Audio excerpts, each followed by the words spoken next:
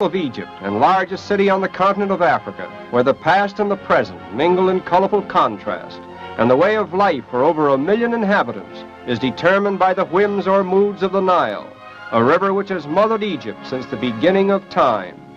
Historically and geographically, Egypt is divided into two parts, the Delta region or Lower Egypt, extending from the Mediterranean to Cairo, and Upper Egypt, extending from Cairo to the southern boundary.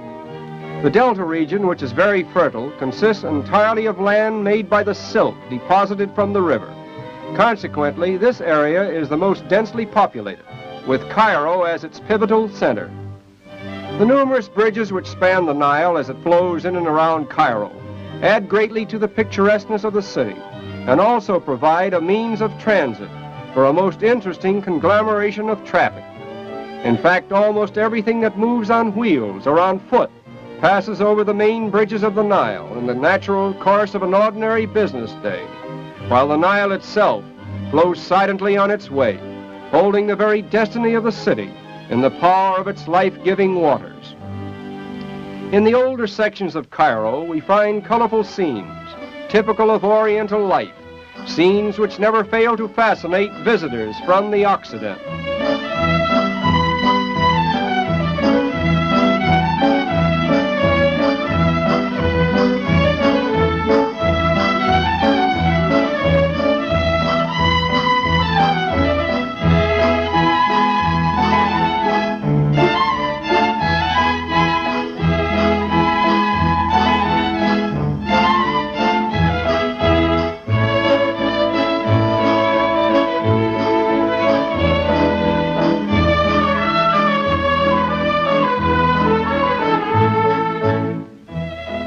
Cairo today is more Arabian than Egyptian, and consequently it has little in common with the ancient pharaohs who built their pyramids on the desert of Giza long before the foreigners invaded their country. Incidentally, the camel is not a native of Egypt, as is generally supposed, and nowhere in the ancient records of that country is there any evidence, either in writing or pictures, of a camel. Contrasting with the older sections of Cairo are the modern quarters, built after the fashion of French cities. Here we find all the housing innovations of the 20th century and the comforts of home life, comparable with the best in the cosmopolitan cities of the Occident. Cairo is the center of Muslim learning, the majority of its inhabitants being followers of the Mohammedan religion. Consequently, it is noted for its picturesque mosques, one of the most famous of which is that of the Muhammad Ali Mosque, which was built about 100 years ago, during the reign of Muhammad Ali, founder of the present royal house of Egypt.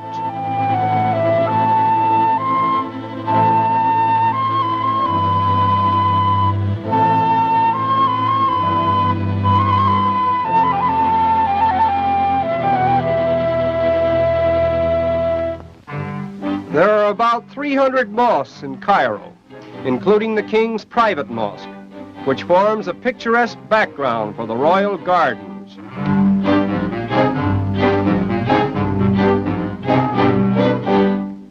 Here we had the rare privilege of photographing a few of the servants from the royal household in their full regalia, looking as if they had just stepped out of a colorful page from the book of the Arabian Nights' entertainments.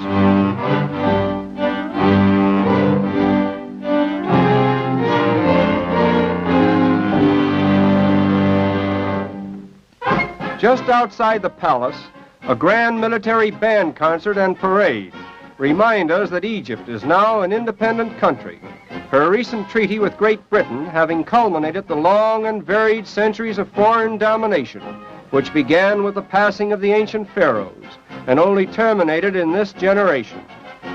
Naturally, Egypt feels the full responsibility of her independence, and she is proudly developing an army that is a credit to her status among the nations of the world. The uniforms worn by the officers and men are original in design and bear little or no resemblance to those worn by the foreign legions that formerly occupied Egypt. This style of uniform is worn by the officers of the cavalry, and here we see the style selected for the officers of the infantry. But aside from the uniforms, the men who wear them are fine examples of the types of soldiers that Egypt is developing. with all the pomp and glory of a country that feels the thrill of newborn independence.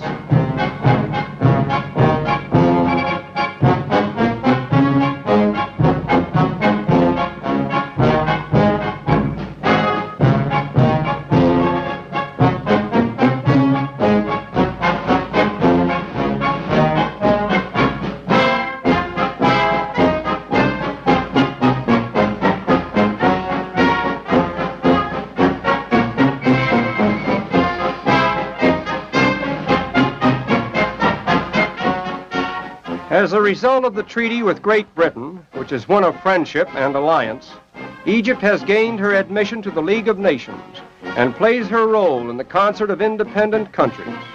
It is understood, however, that in the event of war, either of the contracting parties will immediately come to the aid of the other in the capacity of an ally. Perhaps of greater importance in the training of a modern army is the interest in modern education, which has suddenly taken hold of Egypt. And the new University of Cairo is a splendid example of the sincerity of purpose behind this movement. The father of the present ruler of Egypt inaugurated this institution, where thousands of students of both sexes are given the benefits of a modern education. One of Cairo's many interesting attractions is the swimming pool at the Mina House, built on the very edge of the desert, within the shadow of the Great Pyramid of Giza. A contrast which reminds us of the long road between Egypt's past and present, where the laughter of 20th century merriment floats across the desert to where the oldest relics of man stand in silent testimonial to an age that we feel must have been shackled in the chains of slavery. The pyramids, situated as it were on the very rim of civilization, stand like missing links between the known and the unknown. The past, present, and future are here blended into monuments which have defied the ravages of time.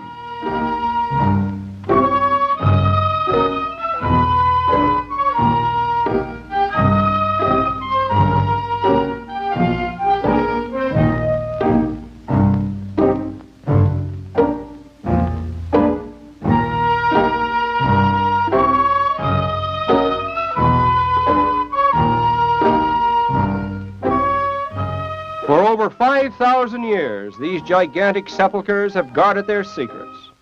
The royal mummies shut within their massive stone walls were plundered long ago, but the mighty masonry still stands, and the silent Sphinx still looks out on the valley of the Nile, as if guarding the pyramids from the onslaught of civilization. Inquisitive explorers of our generation gnaw at its foundations, begging it to reveal its secrets, and curious tourists gaze upon its mystic head, defying it to speak.